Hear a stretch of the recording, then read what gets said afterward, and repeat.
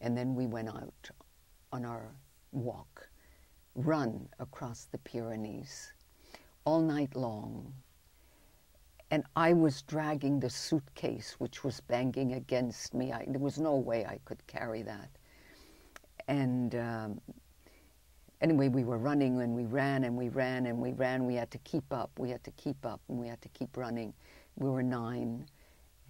And then my mother took over the suitcase. I mean, you know, we were tripping over tree trunks, and it was wet because it was in April. It was just before, you know, the rains, and the snows hadn't melted yet.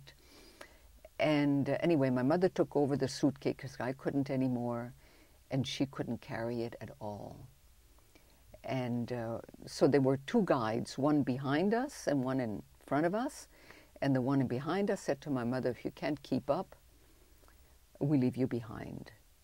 And so she dropped the suitcase. All our worldly possessions were in there. Everything. Why didn't your father?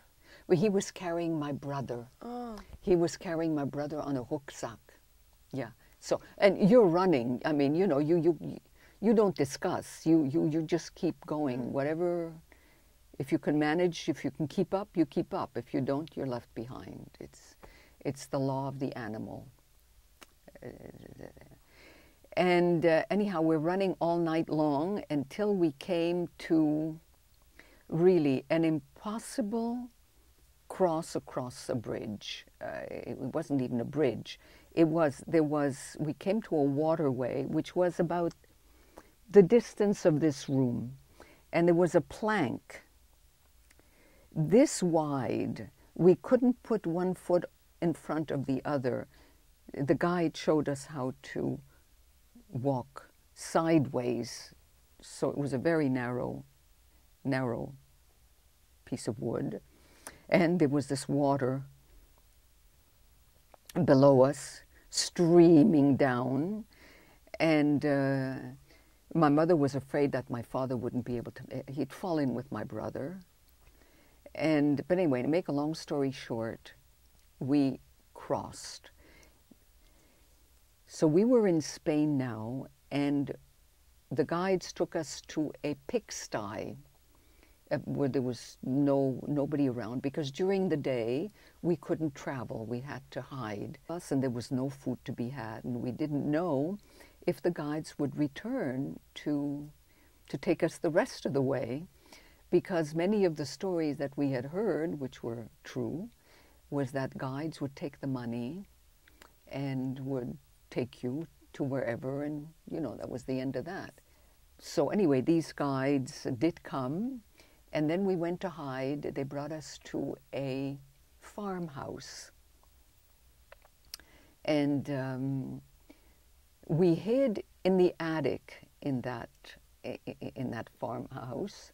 When we arrived, it was very dark, and we heard a lot of hopping, and we didn't know what was hopping and what was running and what we were lying down with.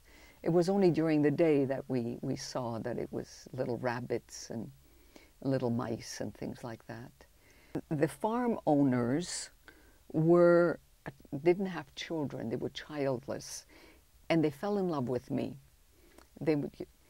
And they said 5 days later, when we were supposed to leave and go to Barcelona, although we didn't know where we were going.